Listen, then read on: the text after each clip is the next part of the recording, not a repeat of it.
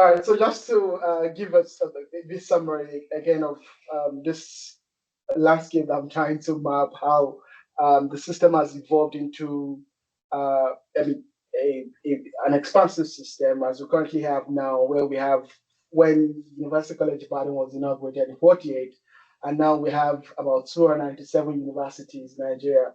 So that would signal what Martin Troll called a transition from elites to mass education, or in some margins sense a high participation. But as we can see in the current uh, dispensation, I mean, the current figure, we have below 15% of people accessing higher education in Nigeria. And for students with disability, this picture is rather gloomy. There's still a lot of issues I'm going to be touching on going forward. So this is just to give a background of how the system has developed from one country, one university that was recommended in the Elios Commission to what we now have today as a very expensive system. And also, I think I also need to mention that private universities have made huge contribution to this number that we currently have, but that has not translated into them, having access and enabling access to more students.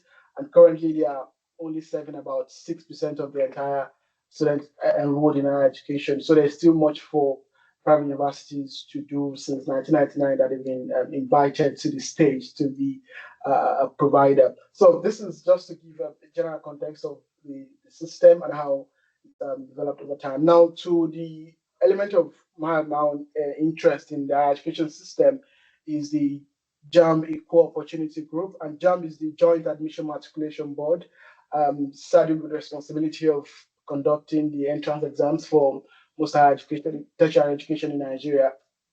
And before 2017, there's been less conversation, very non-existent conversation on disability inclusion in higher education. But then we had JAM establishing the JAM Equal Opportunity Group, which is expected to administer unified tertiary matriculation examination for students with disabilities. And it wasn't until 2023 September when Nigeria had its first national conference on equal opportunity of access to higher education, focusing specifically on disability. And that is learning from what's been done since 2017 to date. And when you look at this data, when the system NUC and JAM started collecting data on disability inclusion, we've seen some increase in interest of students wanting to go to higher education, because now there is sort of attention to how they're able to. So what this group does is to manage the admission of students with disabilities, track their admission, see how they're doing throughout their university years. And in that 2023, there was a production of a strategic map, which sort of evaluates the state of things when it comes to disability inclusion and education in Nigeria. And then this, we're going to look at that map going forward. But also, I also want to share that when we looked at the last figures, where we had a huge number applying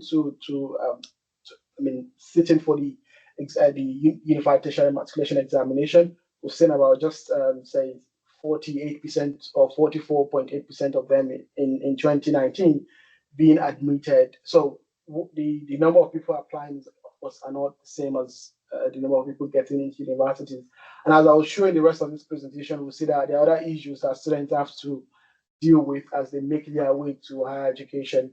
So, which just to argue that this journey is quite a precarious one.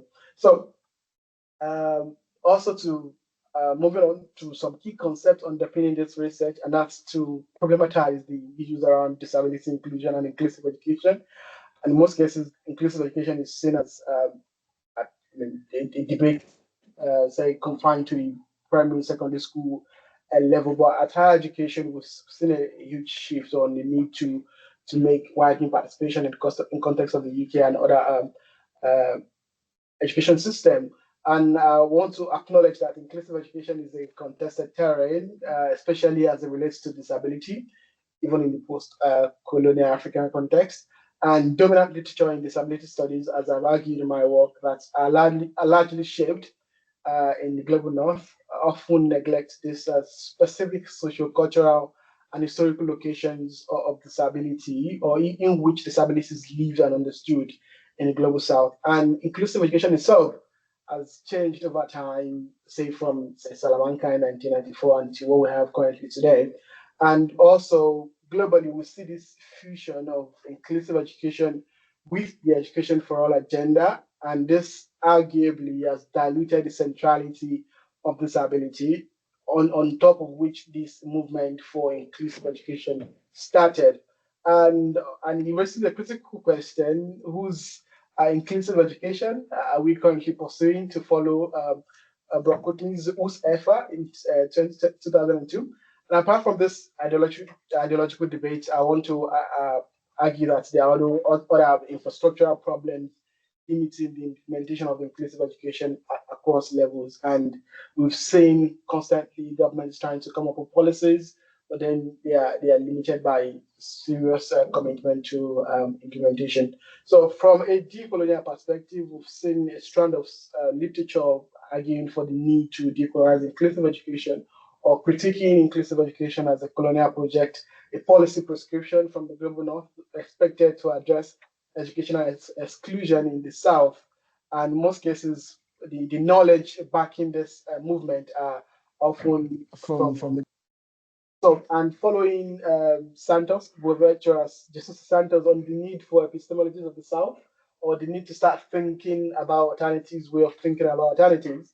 So there is this growing interest on new way to look at inclusion, and then we have the concept of Ubuntu, Ujama, Omoluabi, and all of that.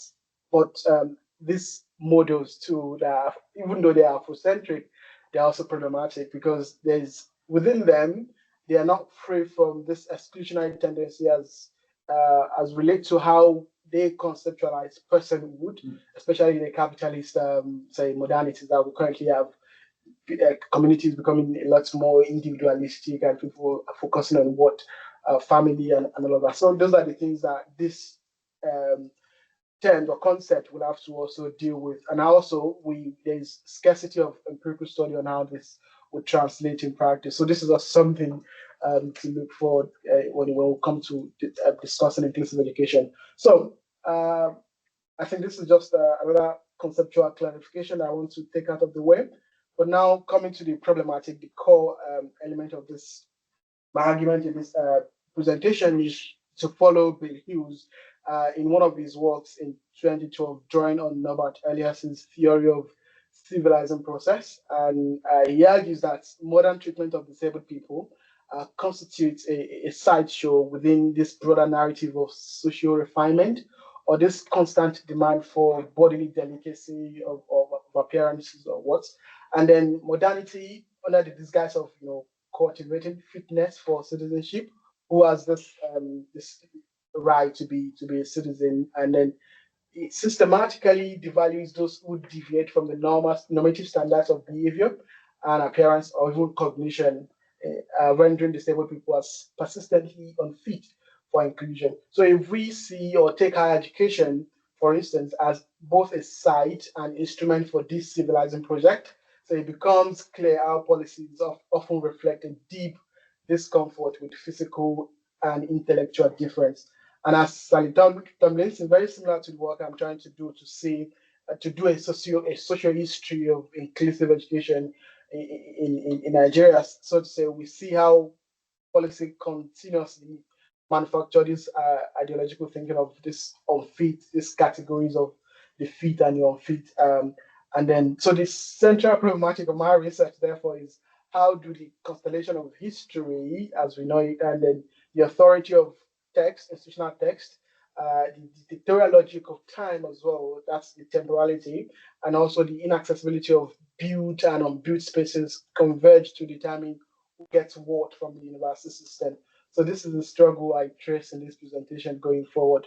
Um, so, uh, okay, so my method is the institutional ethnography developed by Dorothy Smith, who was a Canadian sociologist, passed away, I think, 2022. And she described IE, institutional ethnography, as a scholarly alternative sociology for people. It takes inspiration from Garfinkel's ethnomethodology and Michael Brower's extended case study. And she argues that this sociology translates the concept into a method of inquiry, and it's not just a methodology, but a sociology. And it is important to start writing sociology from where people are in their everyday lives. So situating sociology within everyday actualities, and also further explore social relations and organizations in which they participate but may not be visible to them. So my job as an institutional ethnographer is to try and see how people are embedded within their everyday realities, especially focus when you're doing a research focusing on text and institutions. So IE is a feminist-inspired sociology built on the experience of women who have been marginalized and oppressed by not only society, but also silenced by the male-dominated mainstream sociology. And this is the argument made by... Do you know why the screen there is not the same as speed? Can you go back one? Say, You've done that one? Yeah.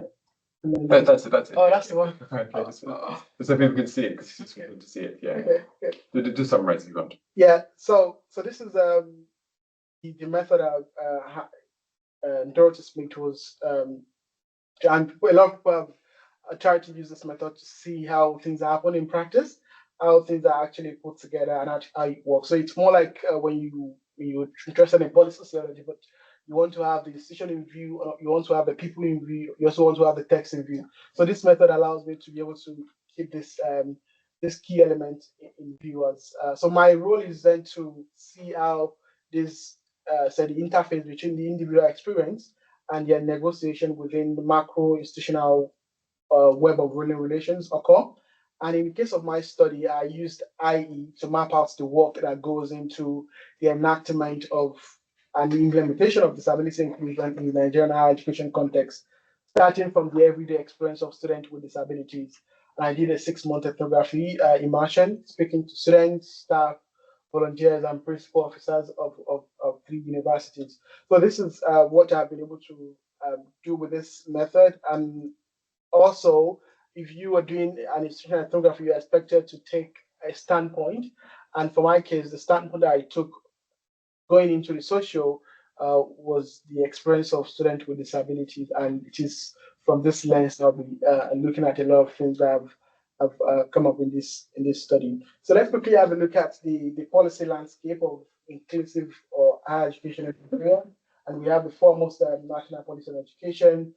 And I'm not really interested in the content of this text, but I'm interested in how my interest is not really in the content or the authorial intention of this policy document, but my focus is the generalizing effect of this text and how they sort of obscure or transform what is known and what is done within the institution. So that's more like my interest in how this policy text have shaped what is happening. And also in my study, I followed text in their various forms. The big text, the small text, or in boss term, the big P policies and the small P policies, ranging from lecture timetables to legislative acts. So these are the range of text that I followed in my work. And also taking context seriously, following. Okay, yeah. So this research was set in 3 universities in Nigeria, and I want to emphasize the need to take context seriously, as they are not just backed up, as Stephen Ball argued. They are also constantly shaping how policies or texts are being implemented. And the Federal University of Iowa, who are going forward, is one of the second-generation universities founded in the 70s to complement the existing federal universities established through the Ashby Commission. And this institution has diverse enrollment, existing practice of inclusion of admitting students with disabilities. So it became a good case study, or a likely case study as I was developing. And then the availability of a disability support service. So I was situated in that center and I was able to follow how policy enactment happens in practice, how it occurs in practice. So the support service unit itself was introduced by the federal government. So this university has enjoyed the support of the federal government in establishing this service, and that was on the need to stop. So before that time, Nigeria used to send the deaf students to the US, the graduate university, for them to have their university education. And then they thought, okay, we have to stop sending people. And then they created a support service within the existing universities. And that's how this debate around them, this is how this started. And currently, the university is semi-residential, owned and funded by the federal government, and has about 60,000 undergraduate students. So that also just to give an idea of what the background, the context of this policy implementation looks like. So we're saying these are pseudonyms, aren't they? Yes, these are pseudonyms. Yeah, they are pseudonyms. So the presentation today will focus on data generated at the Federal University of Iowa. So, and lastly, on concept again, which is the use of work, and we're going to be hearing a lot about work in this presentation, so I just want to bring it to the fore quickly, and that's the unpacking the notion of work, which has been used rather contrapuntially by a lot of scholars, and to refer to both paid and unpaid activities that people perform daily or nightly and for and within the institution or elsewhere. And this generous conception has allowed me to see what students with disabilities do to secure university admission, to get to class every day, every night, back to their hostel as the policy work they do in the social organization of disability inclusion in Nigerian universities. And also this might even include being intentionally friendly or in order to find someone who will help you to class, or say training the person on how to support you, tracking an interpreter. So this myriad of work is what I'm going to be looking forward. And most importantly, we need to see how this work, diversity work, is a phenomenological practice, a way of attending to what get passed away. So this on this messy below the radar sort of work is what I'm going to be looking at. Hopefully, I get to get through everything I'm planned to. So let's start with the access work, which is one of the tripartite work analysis that I did for my research. And J. Domaggio reminds us that access to university is imagined as a movement upward, where only the feet make it to the top. But access isn't just about writing jam to get in. For them, for students with disabilities, a form of labor, and I call this access work, that students must constantly perform, especially as it makes sense of the policy itself, which is constantly changing, shifting, and in its design exclusionary. And for students with disability, transition to higher education is problematic. It's not linear, it's not straightforward for them, and complex. So, and one important factor also that shapes how their transition to higher education is their impairment, or which determines their route to higher education. It affects which institutions they go, which programs are available to them, or whether even higher education is on the table at all. So impairment is also a key thing for most of them. And I'm following Sarah Ahmed's arguments that institution admission systems in Nigeria are like garments, and they become attuned to certain kinds of bodies through repeated use. And in Nigeria, admission policies has come to fit only those who already resemble its shape, making it exclusionary by design. So if you have the kind of body, then it becomes easy for you to wear. So that's just the analogy of this access work. And if you don't have the kind of body, then the access work comes in. So, and I also tried to do some mapping of this access work, trying to follow students' journey from their previous. This might be very tiny. Hopefully, you can see there. I'm trying to cover a lot of things into but it's just to give you how things evolve and how students interact with text, institutions, and the work they do. So the work they do is in circle and or in the oval. Yeah, circle over. It's a lot of things there. So they interact. This is the work they do at every stage of this phases to go to university.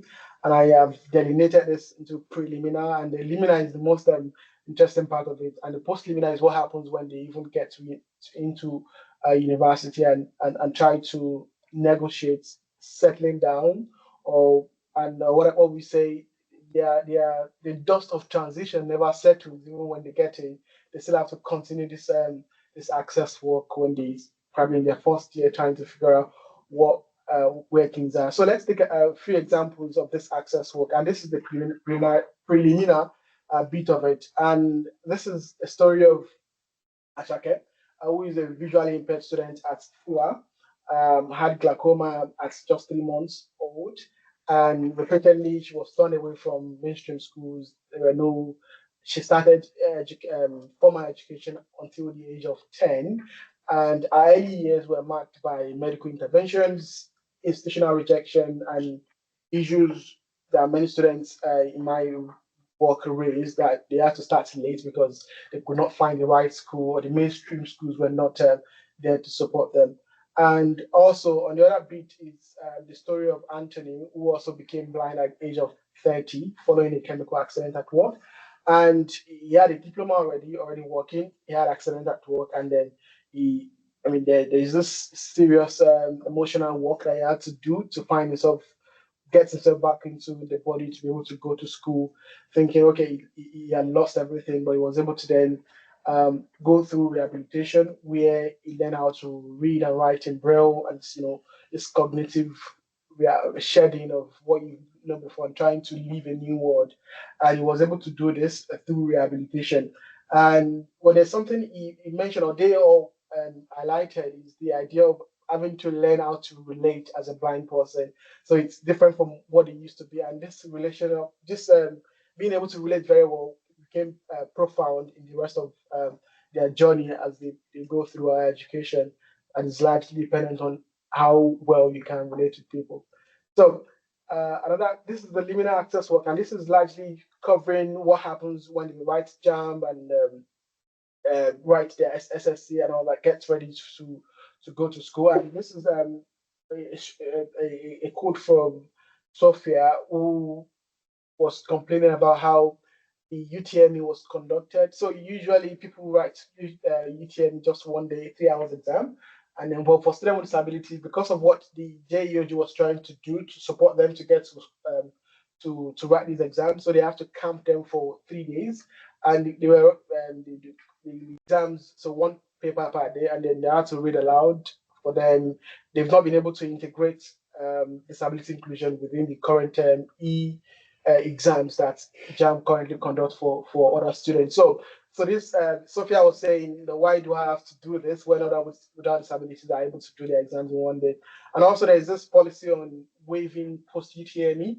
So the Nigerian education system is punctuated with a lot of exams. So you have the SSC, the WAEC or NECO, and then you have the UTME, and then you have the post UTME, before you even get first admission. So for students with disability, they fought for this, that okay, if they're able to talk through the orders of writing UTMA, so no student with disability should write a post UTME, and then that's when they dropped the idea of them writing post UTME. And if you look at the case of Maggie, she was able to get admitted after that policy came into effect.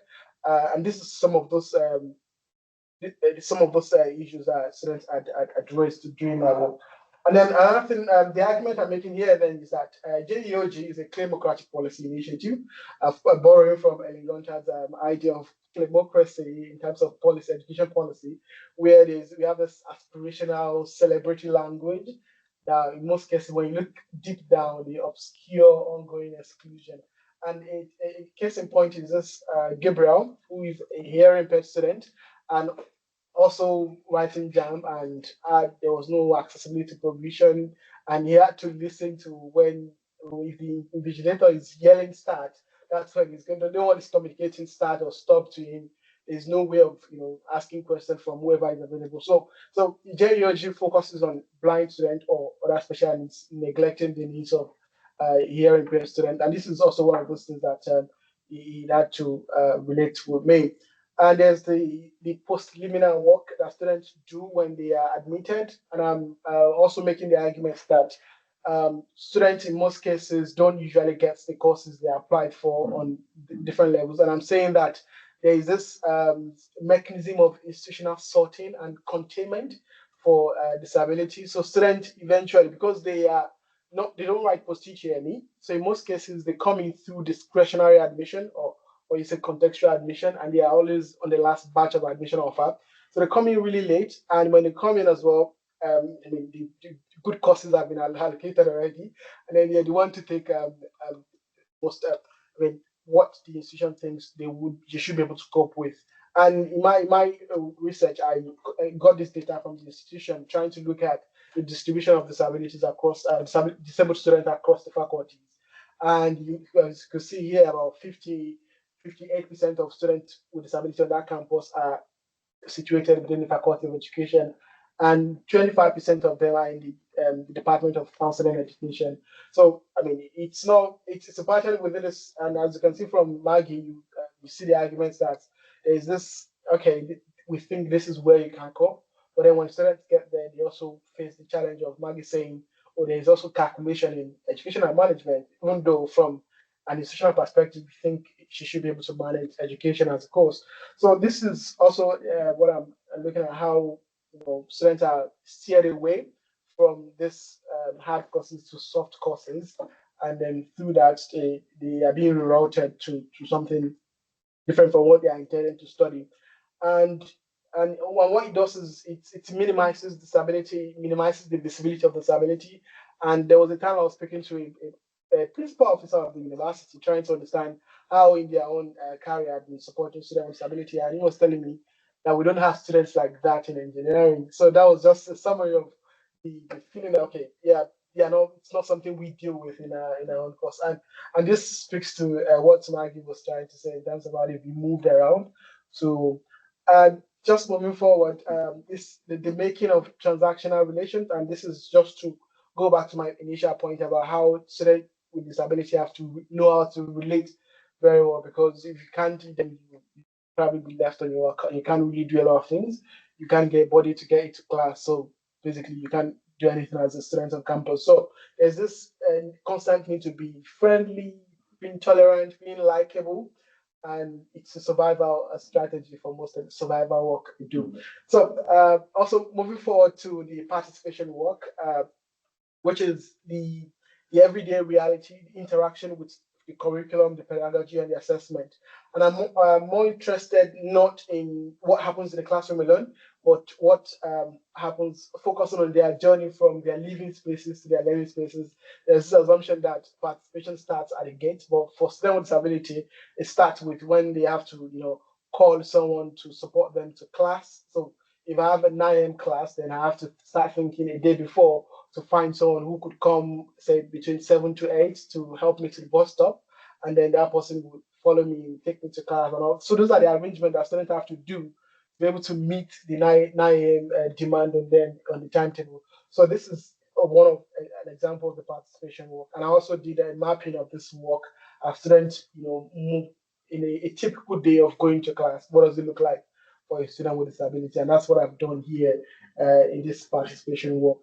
And just to give a couple of examples of this participation work as well, what I call proprioceptive work, where as Ashake again, trying to make sense of our environment in our first day in the hostel, figuring out, okay, where am I? How do I get to this certain place? And if you could see the way she's describing, giving that mental description of what she has to do mentally to be able to make sense of our environment, we want to find the right routes to get to the bus stop and all that. So this is also something that doesn't get really captured within very much of policy conversation. But as Sarah Ahmed argues again that if a word has not been made or built to accommodate you, it takes more out of you to accomplish what people would normally do, like leaving your room or finding your way to class, or even becoming. And this work is exhausting. That's another thing that students to me it's draining, because before you get to class, you're already gone and you can't really even do much as a student with disability. So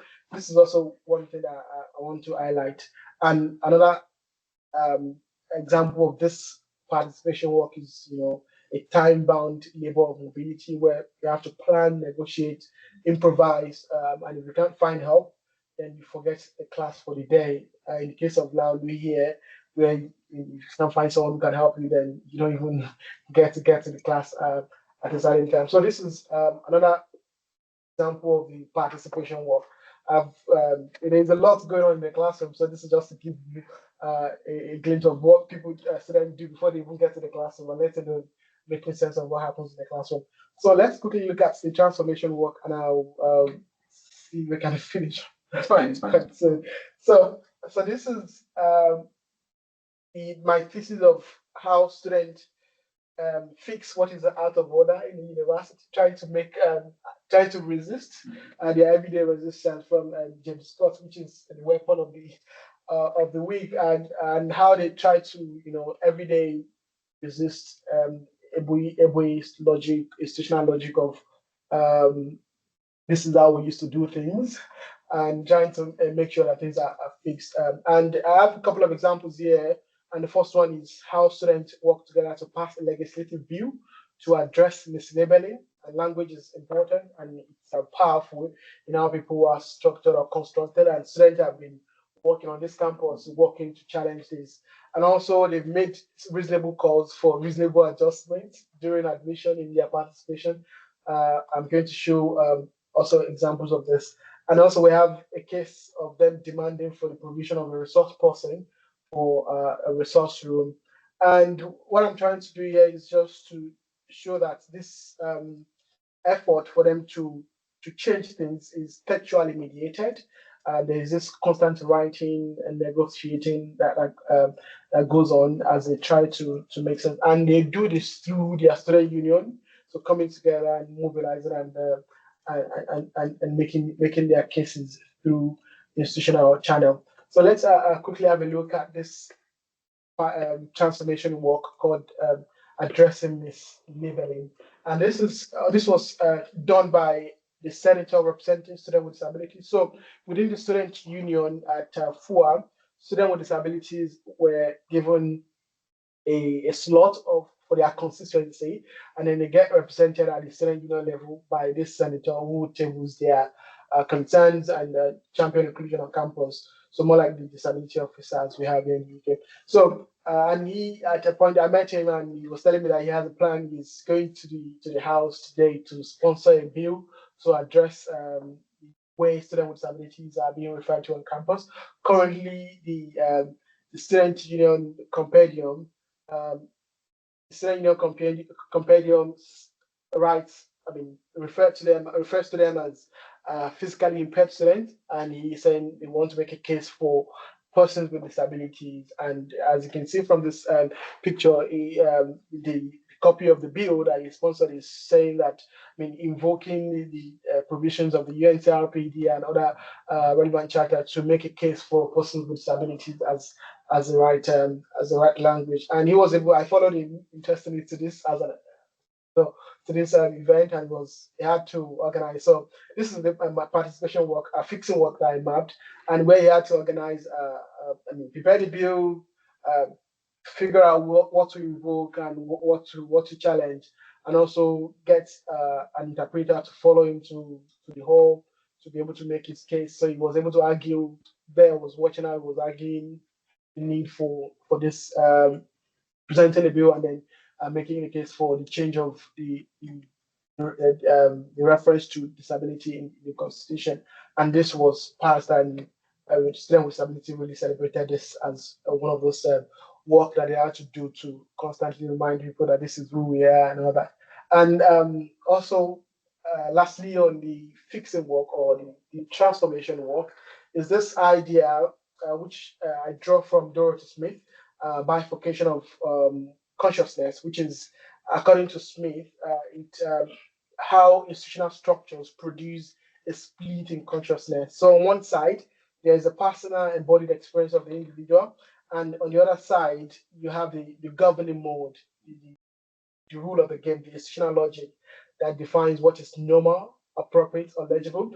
And those whose reality do not align with this logic are expected to adapt or to fit or sometimes disappear. So this is what Dr. Smith was saying in this clarification of consciousness, and how in most cases, for the case of this letter you see in here was written by the president of the Association for Visually Impaired Students at this campus. And the backstory is that they at a point when there were no resources for them to be able to scan their materials to learn and all that. So they've written to the university to say, okay, we need these resources, and then we're going to go all out to reach out to people who could donate for us. And as an association, they wrote to philanthropists and organizations, and they got donations of scanners, computers, and braille machines and all that. into a resource room. So they set up a resource room, and then the end of the bargain is for the institution to provide a resource person.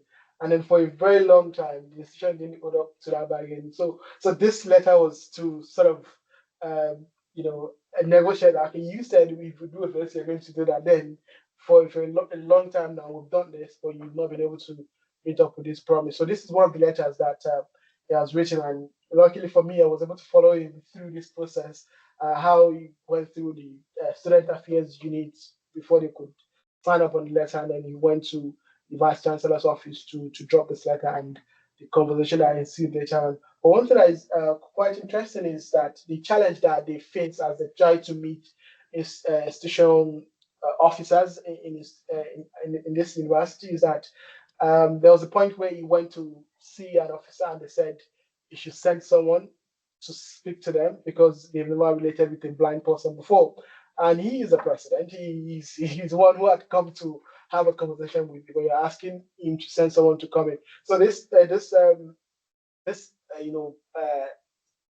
disgust for disability is still very much around, and people have not really come to terms with the reality of the need for them to see citizens with disabilities as citizens of this say institutional landscape, and they tend to get passed away or passed around because they're not ready to confront this. So, and my argument here is that this fixing work is textually mediated relations of ruling, to use Smith's language, and students have to do this every now and then, have to find a way of positioning themselves to be able to get things done, and this work continues over time. And this is also one of the fixing work that I mapped based on that letter that Anthony had written to the vice chancellor. It's a lot. It shows discourses, text, and the work that students have to do to get things done. So, and I'm going to conclude now to summarize that what this research has shown me is that there's this a persistence of historical patterns and practices that still shape the full realization of inclusive education policies in Nigeria or even in higher education. And one way to describe this is Van Buren's idea of policy stickiness within the path dependency theory, where it becomes prohibitively high to deviate from an established path, and then when to making this change, I mean, shifting from this older exclusionary systems to a more inclusive one becomes challenging. And also, there's this feeling that university institutions do not only subsume text or rules through practice, they also invent a new way of sustaining their own logics of practice by using Taylor's and Howard's concept of institutional logics. So also this there's this feeling of also the institutional capture where you have the ideological knowing of discourses. Okay, this is how we do things. This is how things should happen, subsuming the everyday reality and everyday actualities within the system. So, and doesn't go without saying that in most cases, students with disabilities are often seen as the problem, the unfit, who probably needs caring or needs support in most cases, and they are not listened to. And as you can see from the example of the JAMB Equal Opportunity Group, because this opportunity group is supported by a lot of experts, so they have this expertise knowledge about how disability inclusion should be done without serious engagement with what is happening at the micro level. So this is my argument for them to return to the micro and see how things happen on daily basis. And I also want to recognize the agency and of the student with disabilities trying to shift and change things every now and then. And they told me what they've done, even at local level, and had a huge impact on national discourse on disability inclusion. Yeah, so this is where I'm just going to stop it, and these are my references. Thank you very much. Thank you very much. I'm not normally so lenient, but you just gave us such a lot of rich insight into ethnography, really great use of statistical theory. Institutional ethnography is perfect for this context, I think, and it's a great way of sort of using the sort of tending to the everyday lives. I know, Rachel, you've got to leave very quickly. Do you have a question before you go, or you? Yeah, thank you. Okay, so actually, something on your last slide actually about the agency of students, and I guess it links to kind of things that I was telling you about at the start about my interest in students as political actors.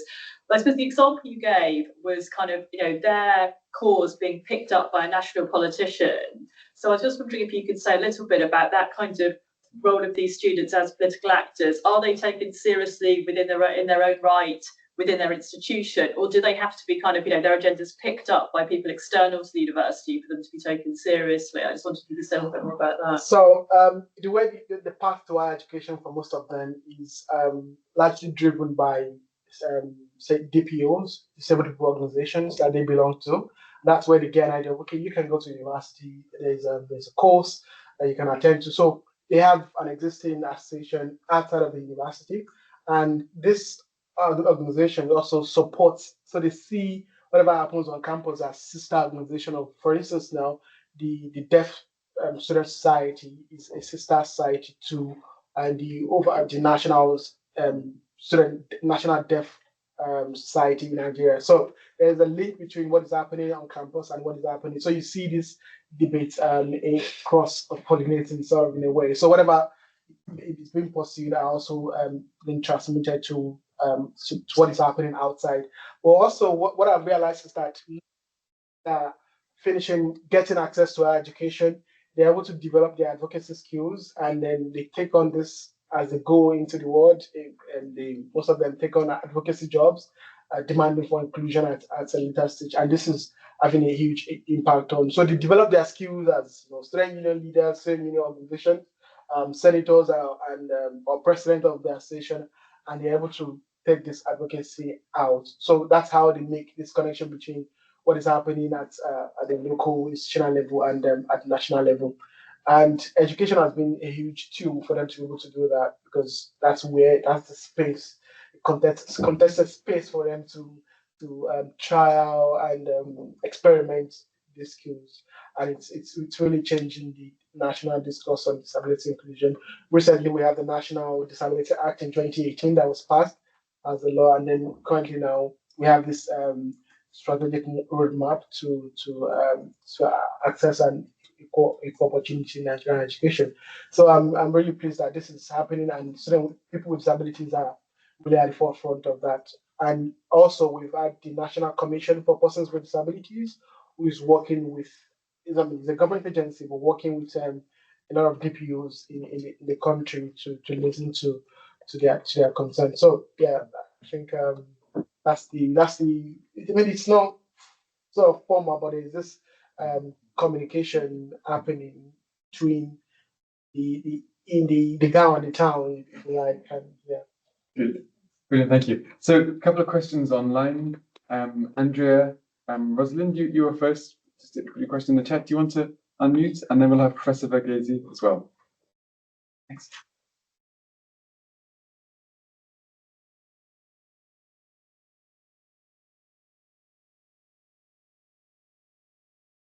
Andrea, do you want to come in, or shall I go straight to ask the things? Well, Professor Verghese, while we're waiting, why do you come in? Okay. All right, good afternoon. Good afternoon. All right, thank you very much for the enlightenment. It was actually engaging. My question is to the presenter. If you have the opportunity to suggest ways forward, what might be a suggestion? Okay, can I take that? Yes, yeah. Yeah, I mean, I'm a researcher.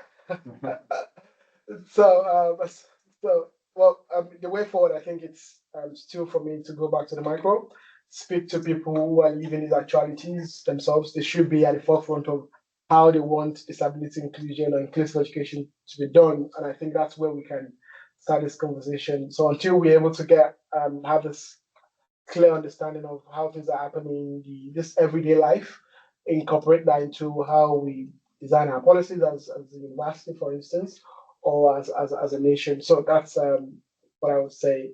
Yeah, go back to the micro. Good. So the first person who did put in the Thank chat you. was Andrea. Thanks, Daniel. said, has there also been a move in Nigeria towards promoting inclusion in graduate employment?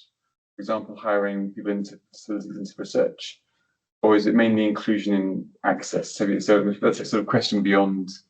Beyond the rainbow. It's something I was also interested in, especially what happens after graduation.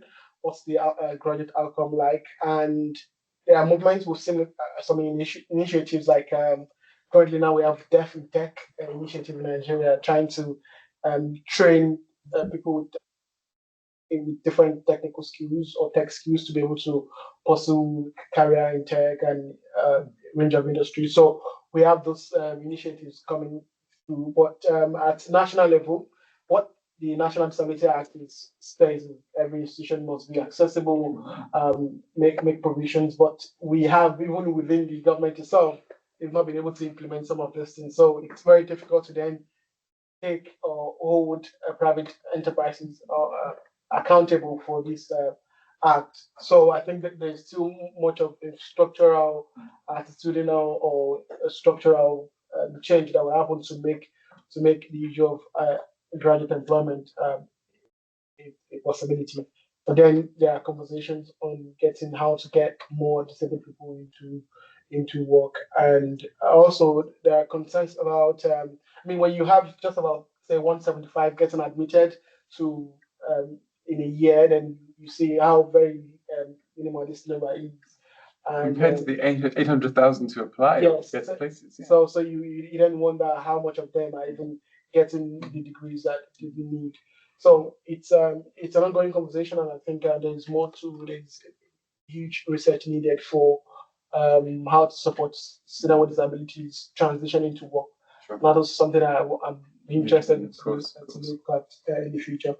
Great, thank you very much, Christian. Thank you very much, Andrea. Professor Varghese, you've had your hand up for a while. Apologies.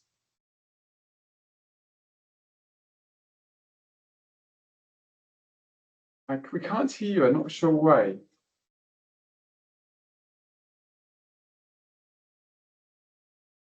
No, so That's better. Yeah, please start. okay. Thank you, Abbas, for a very good crystallized presentation. I have two concerns. One is related to unequal access issue. If you consider Nigeria, there are three major social groups.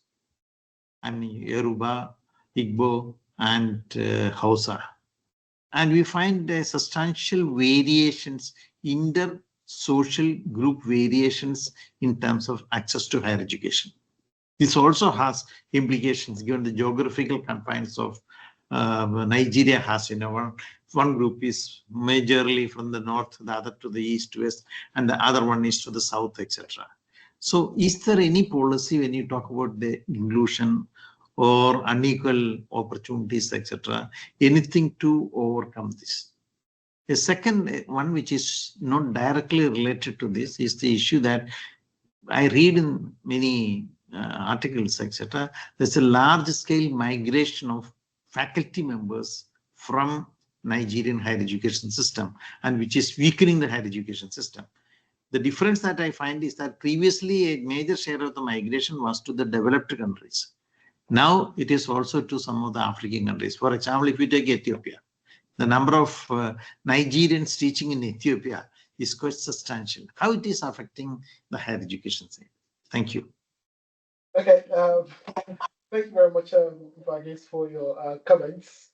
So I'm going to start from where you stopped. I'm not an expert on this. But probably David might be able to give more context on this. I think he's done a couple of research on demography in Nigeria, and it's been. Well, what I would say is that there have been waves, and I think this started in the 1980s, years, the post-adjustment years, and that has shaped how the demography of the exodus of Nigerian academics. As you can have it, you have the issue of publication or people people moving to Europe or North America, and this has weakened, say, knowledge production and all of that, and also, but that's not really my interest today. Might come back and have a look at that later on in the future at CGHU. But also, as I think I also highlighted in the beginning of this presentation, how the evolution of higher education development in Nigeria has favored the South as against the North. And we had in 60s, where we had the now what's this? Okay, where we had the quota system, the federal character principle. Yes, that's the so the federal character principle were introduced or was introduced then to ameliorate or to address this problem of inequality between the North and the South. But the argument by most scholars has been that this principle had always been used by a lot of people, by the elite minority who have sort of co-opted this federal character principle to serve their interests. So we've seen a huge number of students in the North. Universities in the North are also growing. But when you look at the development of higher education in the country itself, you have this cluster of private universities around the big universities in the South. So you have in most cases, more universities in the South than you have in the North. But I want to say that there's also this change happening now that we have more universities, people around going to. But before higher education, we should also note that we have secondary and primary education, and without that being addressed, we can't just have this massive influx into our education in the North. So there's still there are challenges of primary education, secondary education still being dealt with in the North, and people are, I mean, it's changing. It's not what it was in the 60s. It's not what it was, say, 10 years ago. So I want to say that, yeah, it's changing, but then it's a gradual issue. And when you look at general access to higher education. Good. Thank you very much, Professor Gizzi. And we have got time just for two more questions. So first of all, there's a Daniel online, Daniel Remo, and we'll have a Daniel in the video. Okay. Daniel, do you want to unmute and ask your question?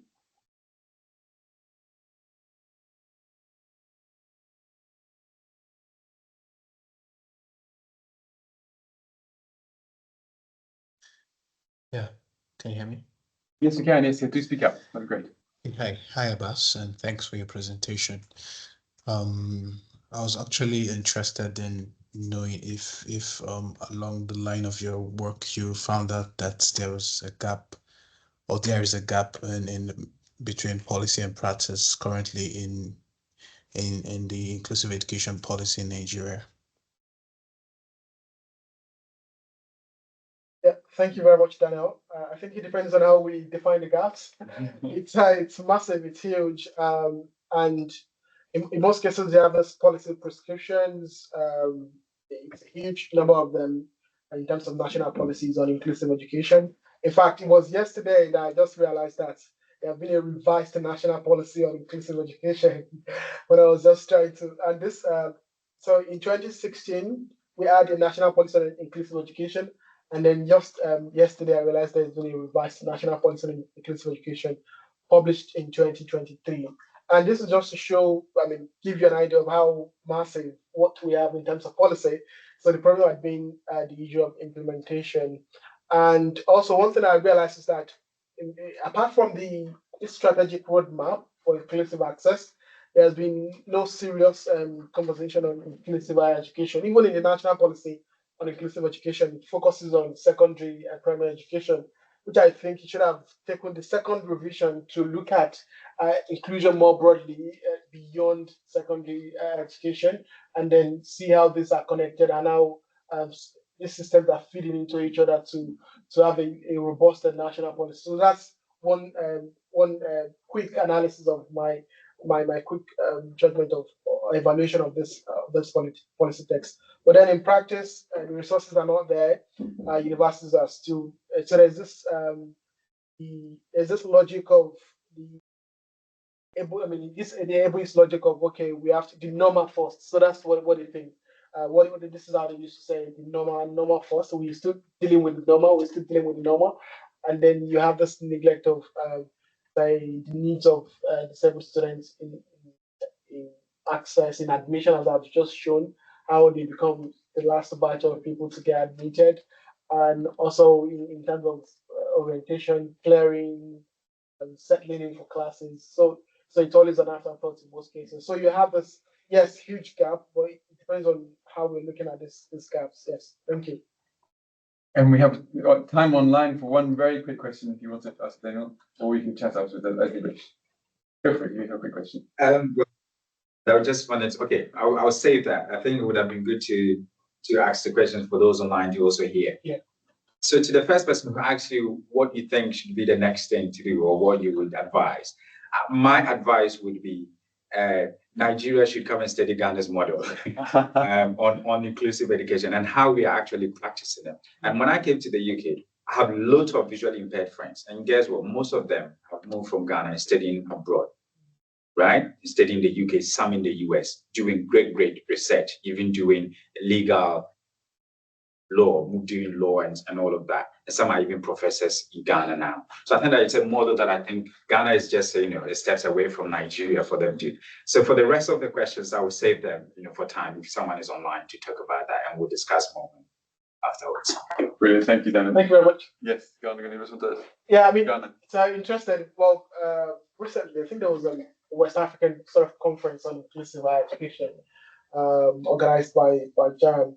I mean, I have friends in researching inclusive education, even in Ghana. But I mean, I've just said there is an existing structure in terms of implementation, but there are also this pocket of challenges that we have across the continent. And I'm also more interested in the ideological way we look at disability.